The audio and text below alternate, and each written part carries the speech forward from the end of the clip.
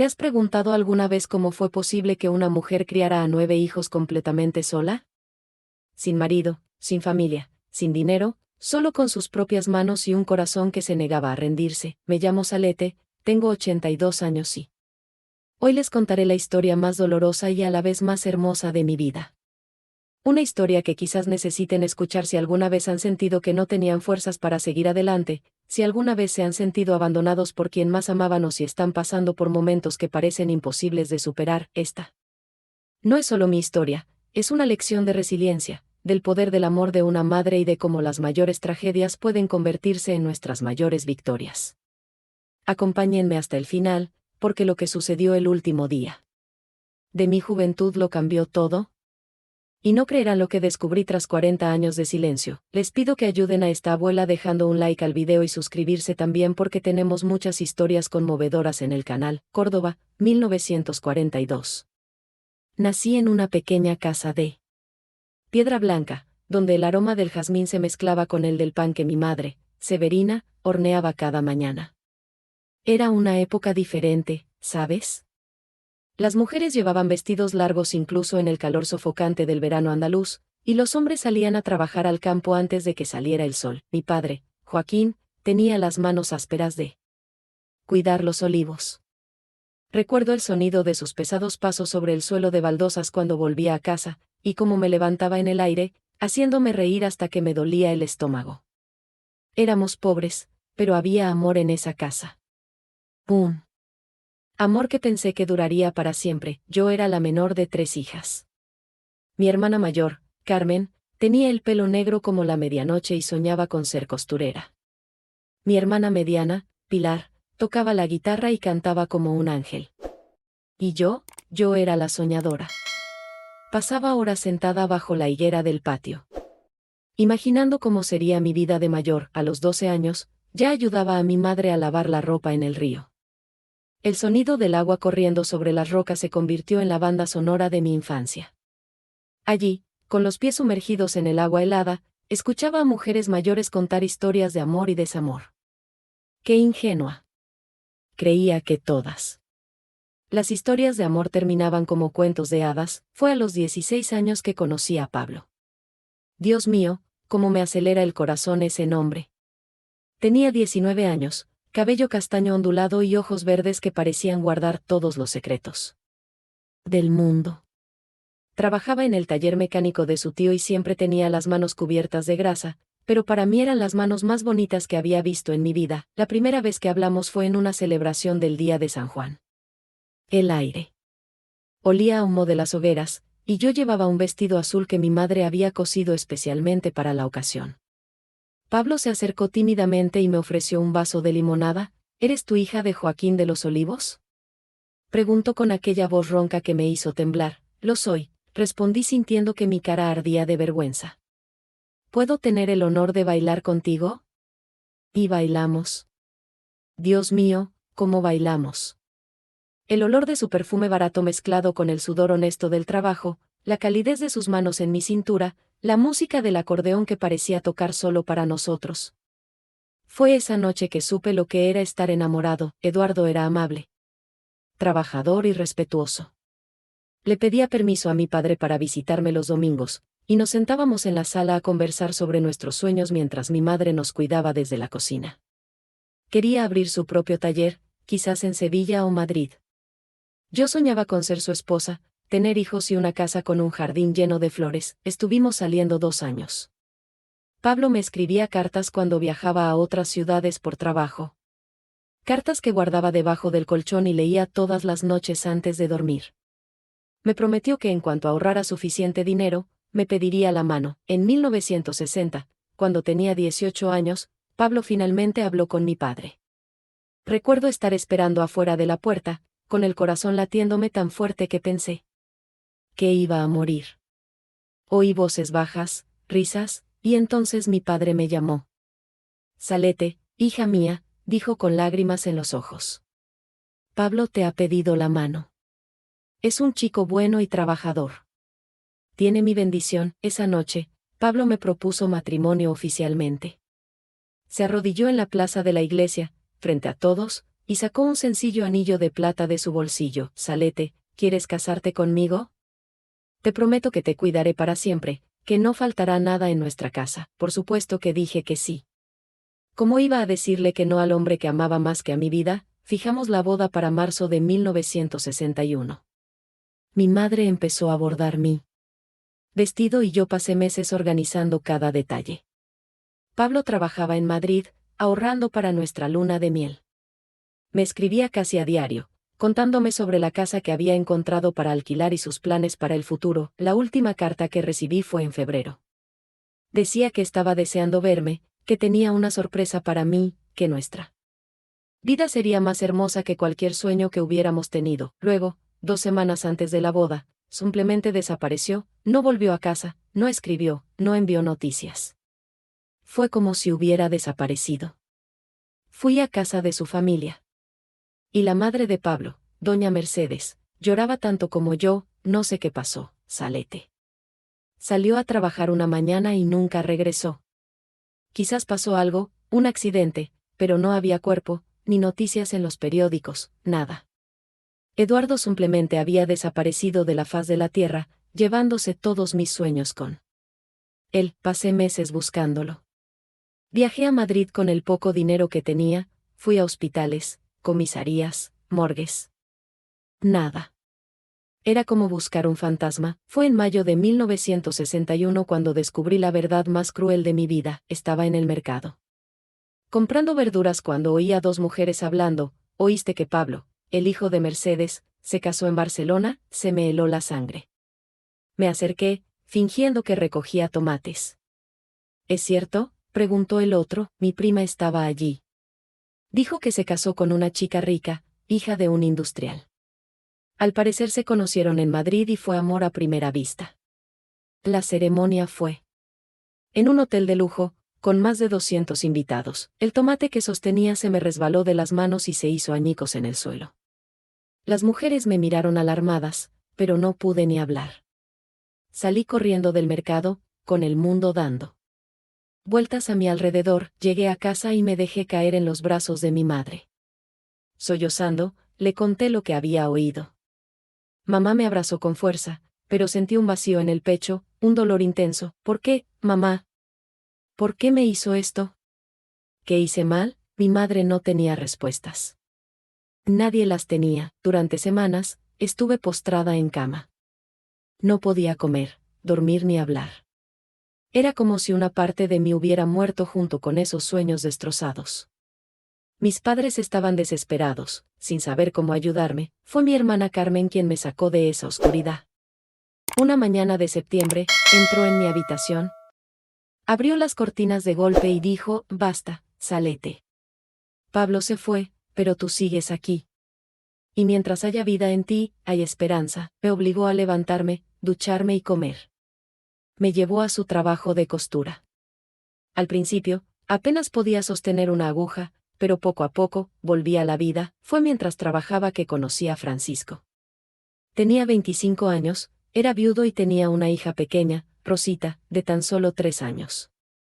Su esposa había fallecido al dar a luz a su segundo hijo, quien tampoco sobrevivió. Francisco era diferente a Pablo. Más serio, más maduro, pero también más curtido por la vida. Tenía cicatrices, algunas visibles, otras no. Pero era amable conmigo, paciente con mí. Tristeza. Nos casamos en 1963. No fue un matrimonio por amor, al menos no al principio. Fue un matrimonio de conveniencia, de necesidad mutua. Él necesitaba a alguien que cuidara de Rosita, y yo necesitaba un propósito, una familia. La casa a la que nos mudamos era pequeña, en las afueras de Córdoba. 3 habitaciones, pisos de cemento y una pequeña cocina con estufa de leña. Pero tenía un patio trasero donde cultivaba tomates y pimientos, y poco a poco fui transformando esa casa en un hogar. Rosita me acogió enseguida. Era una chica dulce, rubia y con ojos enormes. Me llamaba Mamá Salete, y eso me alivió un poco del dolor que aún sentía en el pecho. En 1964, nació nuestro primer hijo juntos, Miguel. Después vinieron Ana 1965, Carlos 1967, Teresa 1968, José 1970 y los gemelos Laura y Pedro 1972. Con Rosita, teníamos 8 hijos que criar. Nuestra pequeña casa se volvió cada vez más pequeña, pero también más vibrante. Francisco construyó un segundo piso con sus propias manos. Trabajando después de hora en la fábrica textil donde era supervisor, descubrí que era una verdadera madre con estos niños. Cada nacimiento era una celebración, cada primer paso una victoria. Cada sonrisa un milagro. Me despertaba a las 5 de la mañana para preparar café y preparar almuerzos para Francisco y los niños mayores que ya iban a la escuela. El olor a café fuerte y pan tostado se convirtió en el perfume de nuestro hogar. El ruido de los niños jugando en el patio, el bullicio a la hora de comer, las peleas tontas entre hermanos. Todo era música para mis oídos. Francisco se convirtió en un padre maravilloso. Jugaba con los niños al llegar del trabajo, incluso cuando estaba cansado. Los domingos, nos llevaba a pasear por la plaza, y yo me sentía orgulloso de nuestra numerosa y feliz familia. Poco a poco, aprendí a amar a Francisco. No era el amor apasionado que sentía por Pablo, sino algo más profundo, más sólido. Era un amor que se construía día a día, a través de las dificultades que superábamos juntos, a través del cariño mutuo. Ahorramos cada centavo para darles lo mejor a nuestros hijos. Cosía por las noches para los vecinos, confeccionando ropa y remendando cosas, siempre con un niño en brazos. Francisco hacía trabajos extra los fines de semana. Éramos pobres de dinero, pero ricos en amor y unidad. Para quienes me escuchan, si han llegado hasta aquí, por favor, denle me gusta a este video. Sé que muchos pueden estar pasando por momentos difíciles, sintiéndose tal vez abandonados o traicionados como yo. Quiero que sepan que el dolor es parte de la vida, pero no tiene por qué definirnos. Quédate conmigo, porque lo que te voy a contar ahora te mostrará cómo la vida puede cambiar inesperadamente, y no siempre para mejor. 1973, un año que quedó grabado en mi memoria como un hierro al rojo vivo. Era un martes de marzo, un día normal como cualquier otro. Francisco se había ido a trabajar temprano por la mañana, después de tomar un café conmigo y jugar un rato con los gemelos, que solo tenían 1 año. Los mayores estaban en la escuela y yo en casa cuidando a los pequeños, lavando ropa en el fregadero del patio. Recuerdo que era un día precioso, con un sol radiante y un cielo azul.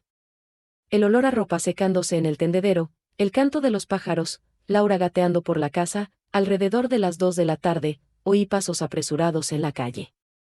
Era extraño, porque a esa hora solía haber silencio. Entonces, llamaron desesperadamente. A la puerta, la abrí y encontré a Manolo, el compañero de trabajo de Francisco, con la cara pálida y los ojos rojos. ¿Salete? Empezó, pero no pudo continuar. ¿Qué pasa, Manolo? ¿Dónde está Francisco? Hubo un accidente en la fábrica, una explosión. Las palabras que siguieron fueron como puñaladas. Francisco había muerto en el acto. Una falla en el equipo había provocado una explosión en la zona donde trabajaba. Él y otros 3 trabajadores no tenían ninguna posibilidad. Me desplomé ahí mismo, en la puerta. Los gemelos lloraban en su cuna. Teresa, de 5 años, me tiraba de la falda, preguntándome por qué lloraba, y yo, no podía ni respirar. A los 31 años me quedé viuda y tenía que criar 8 hijos sola. Los primeros meses tras la muerte de Francisco fueron los más oscuros de mi vida. La pensión que recibía de la fábrica apenas alcanzaba para comprar comida para una semana.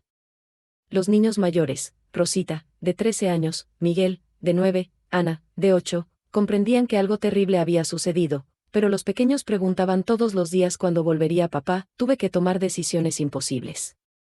Vendí todo lo que tenía valor, las joyas que me dejó mi madre, los mejores muebles, incluso la máquina de coser que era mi fuente de ingresos extra. Busqué trabajo por todas partes, tiendas, fábricas, casas de familia. Pero, ¿quién contrataría a una mujer con 8 hijos? ¿Y si un niño se enferma?, preguntaban. ¿Cómo puedes trabajar bien con tantas responsabilidades? Fue entonces cuando descubrí mi verdadera fuerza. Una fuerza que ni siquiera sabía que existía. Empecé a hacer dulces en casa para venderlos en la calle.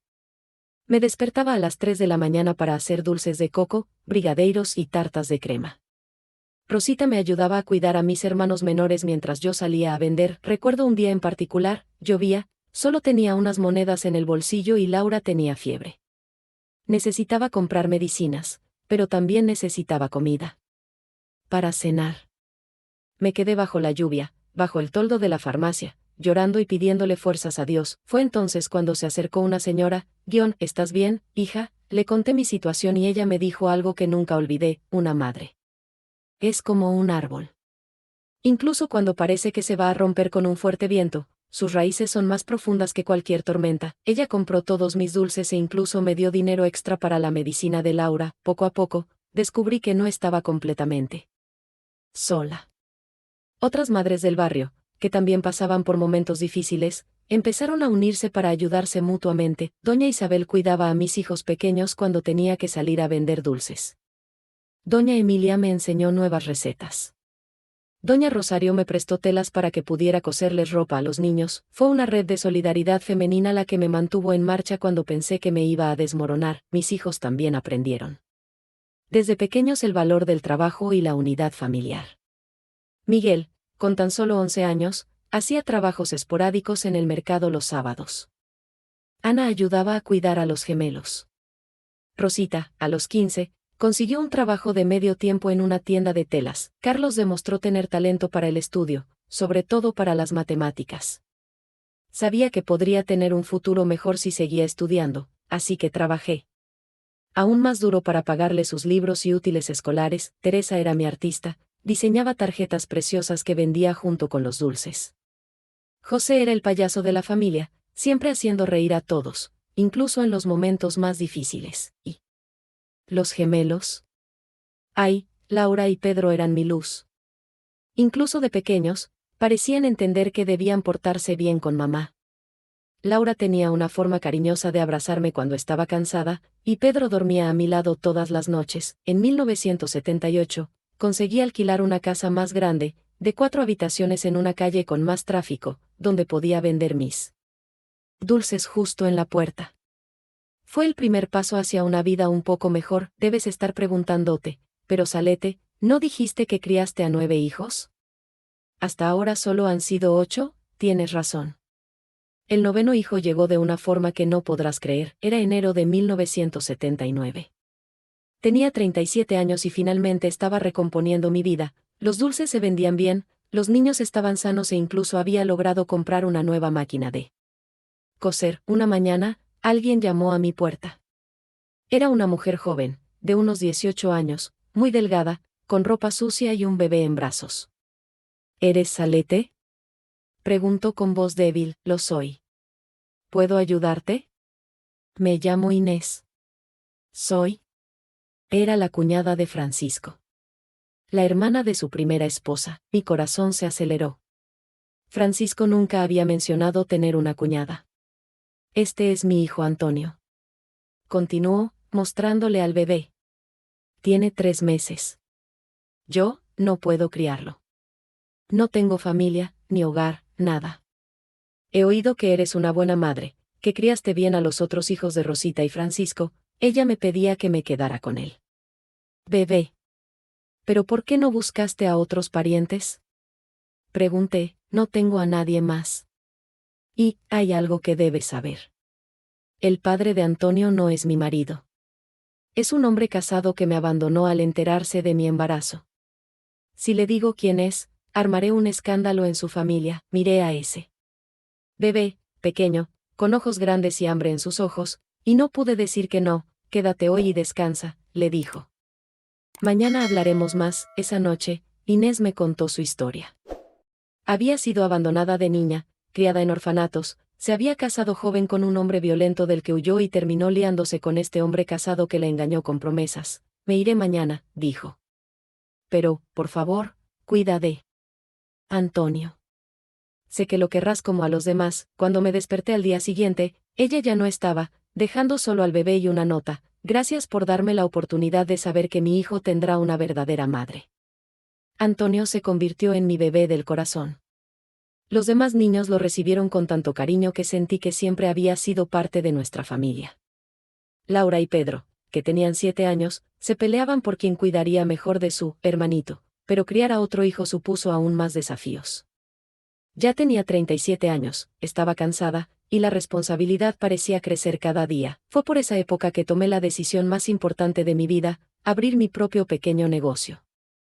Con la ayuda de mis hijos mayores, transformé nuestra sala en una pequeña panadería. Rosita, que ya tiene 19 años y ha aprendido mucho sobre ventas en la tienda de telas, se convirtió en mi socia. Miguel me ayudó con la contabilidad, siempre se le habían dado bien los números. Ana decoraba los pasteles con una destreza impresionante, todos trabajamos juntos. Fue agotador, pero también fue hermoso ver cómo la familia se unía en torno a un objetivo común. Carlos consiguió una beca para estudiar ingeniería en la universidad. Teresa se hizo maestra. José se hizo mecánico, irónicamente, igual que Pablo. Los gemelos crecieron fuertes y sanos. ¿Y Antonio? Antonio era especial. Tenía una sonrisa que iluminaba cualquier habitación y un ingenio que me impresionaba. Cada día, para 1985, nuestra panadería ya era conocida en todo el barrio. Teníamos empleados, pedidos para bodas y fiestas, y por fin un ingreso estable que nos permitía vivir con dignidad. ¿Crees que la historia termina aquí? No. Aún quedaba la mayor revelación de todas, era el año 2001. Yo tenía 59 años. Y Antonio ya era un hombre de 22, licenciado en Administración de Empresas y trabajaba con nosotros en la panadería, que se había convertido en un pequeño negocio exitoso. Un domingo de mayo, recibimos una visita inesperada. Era un hombre bien vestido, de unos 60 años, con el pelo canoso y un maletín en la mano. ¿Eres tú Salete Hernández? Lo soy. ¿En qué puedo ayudarte? Me llamo Dr. Ramírez. Soy abogado. Necesito hablar con usted sobre Pablo Morales. Sentí que el mundo daba vueltas. Después de 40 años, ese nombre aún tenía el poder de desarmarme por completo. ¿Pablo, está muerto? No, señora. Está vivo, pero muy enfermo. Con cáncer terminal. Y me envió aquí porque hay algo que necesita saber. El abogado abrió la carpeta y sacó unas letras amarillentas. Reconocí de inmediato la letra de Eduardo. Estas cartas fueron escritas para usted en 1961. Pero nunca fueron enviadas. Con manos temblorosas abrí la primera carta. Mi querida Salete, si estás leyendo esto es porque por fin me armé de valor para decir la verdad. No te abandoné por voluntad propia. Me chantajearon. La carta continuaba explicando que el padre de la chica rica, de Barcelona, se había enterado de nuestra relación y de la fecha de nuestra boda. Amenazó con destruir a la familia de Pablo, inventaría crímenes que nunca cometió, les haría perder su casa, su taller, todo. La única condición para dejar a la familia en paz era que Pablo se casara con su hija y no volviera a buscarme. Intenté resistirme, decía la carta. Pero cuando amenazaron con hacerte daño a ti y a tu familia, no tuve otra opción. Preferí que me odiaras por irme que verte sufrir a manos de estos hombres. Había más de 20 cartas. En cada una, Pablo decía cuánto me quería, cuánto me extrañaba y cuánto lamentaba no haber tenido el valor de luchar contra esos hombres poderosos. Nunca fue feliz en su matrimonio, dijo el abogado. Tuvo 2 hijos, pero siempre le atormentó haberte dejado. Ahora, al final de su vida, quiere que sepas la verdad. 3 días después de esta revelación, viajé a Barcelona. Pablo fue internado en un hospital privado, muy delgado, con el pelo completamente blanco, pero con los mismos ojos verdes que me enamoraron 40 años antes. Cuando me vio entrar en la habitación, comenzó a llorar. Salete, viniste, vine, dijo, sentándose en la silla junto a la cama. Recibí tus cartas. ¿Puedes perdonarme? Miré a aquel hombre que un día fue mi primer amor, que me causó el mayor dolor de mi vida, pero que también, sin saberlo, me condujo por el camino que me hizo descubrir mi verdadera fuerza. Pablo, sí. No te hubieras ido, nunca habría conocido a Francisco. Nunca habría tenido a mis 8 maravillosos hijos. Nunca me habría convertido en la mujer fuerte que soy. Tu partida, aunque forzada, me condujo a la vida que estaba destinada a vivir. Hablamos durante horas. Me contó sobre su vida infeliz, sobre cómo siempre había soñado con volver a verme.